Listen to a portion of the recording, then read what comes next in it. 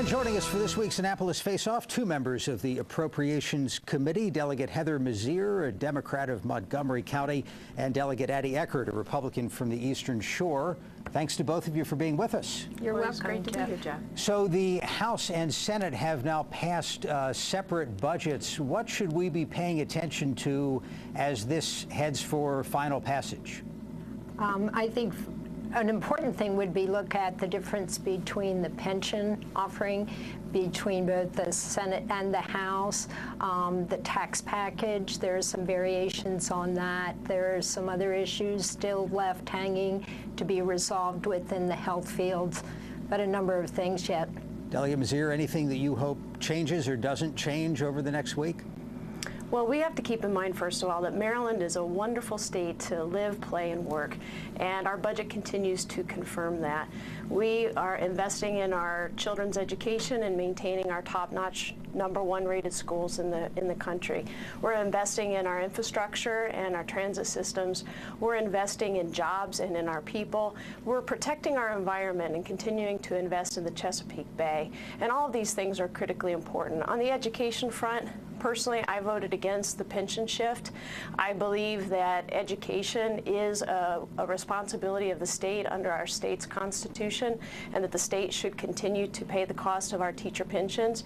That's one place where I have disagreed with the budget, but all in measure, I think it's a very good, balanced approach. We continue to be a state that is doing well in this tough economic circumstances, and will be among the first states that will crawl out of this tough economic time because of the investments that we have made. Other people have a different perspective on that. I'm from the rural area, and one of the things that we've been most concerned about, as you well know, is the overspending. If you look at a chart, you will see that the revenues that are coming in have decreased, the spending has continued, even the difference between last year and this year, and we continue to seem to want to spend our way out of a very difficult economic crisis. In our local jurisdiction, we've had highway user revenues decreased. We have the pension shift, which I also didn't agree with and offered some amendments as a way to hold folks accountable in that process.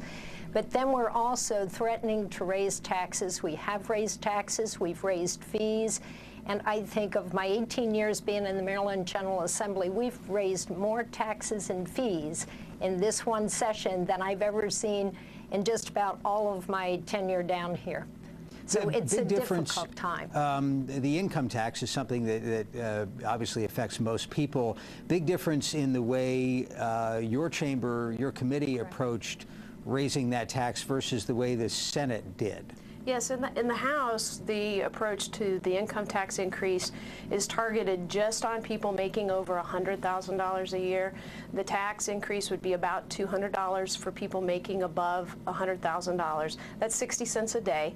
While these are tough economic times, and we recognize that people are putting food back on the shelves and making decisions about filling their cars up halfway with gas instead of all the way, not going to the movies, we're making these decisions in the budget as well. We have made cuts, and we have been very focused on balancing what we need to do to have public investments in the public good that we all benefit from, and keeping Maryland moving forward, keeping that economic engine of progress and innovation that will be the job creators and continue to sustain our economy here. Those are the investments that we are making, and we are doing it by focusing on an increase on those that we feel are a little bit more able to shoulder it, and at 60 cents a day for those who are earning over $100,000 a year, we think that's a fair and balanced trade-off. From my perspective, any tax increase is more than we can bear right now. People are struggling with mortgages that are going bad because of the decline, and the mortgage industry, the housing industry, has not rebounded. Small businesses are struggling, and if you look at what the impact of the taxes and fees will do, it will really hit the belly of economic development, which essentially in our area is small business, because 85% of the businesses in our state are small business. I just have a couple of seconds. What do we hear about the gas tax? I think it's off the table for right now. For this session? Yes. We hope, but you know, stranger things have happened before. On the last day, absolutely. Correct. Delegates, thanks to both of you for being with us. Thanks so much for having us, You're welcome. Jeff. Thank you.